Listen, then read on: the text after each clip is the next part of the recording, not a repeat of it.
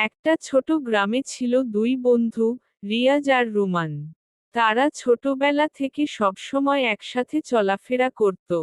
স্কুলে যাওয়া, খেলা করা, এমনকি দুষ্টুমি পর্যন্ত তারা একসাথে করত। গ্রামের সবাই বলতো, এই দুইজন যেন দুই চোখ, একজন ছাড়া আরেকজন অসম্পূর্ণ। একদিন গ্রামে এক ভয়ঙ্কর বাঘ ঢুকে পড়ে।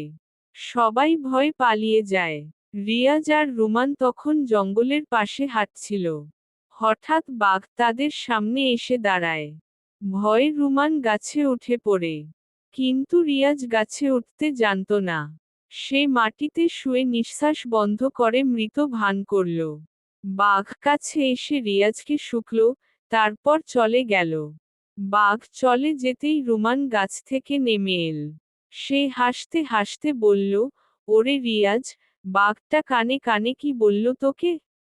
রিয়াজ শান্তভাবে উত্তর দিল, সে বলেছে, যে বিপদে বন্ধুকে ফেলে পালায়, তার সাথে আর বন্ধুত্ব রাখা উচিত নয়। এরপর রিয়াজ আর রুমান বুঝতে পারল, সত্যিকারের বন্ধু কখনো বিপদে ফেলে যায় না। গল্পের শিক্ষা, সত্যিকারের বন্ধু সেই, যে সুখে দুঃখে পাশে থাকে।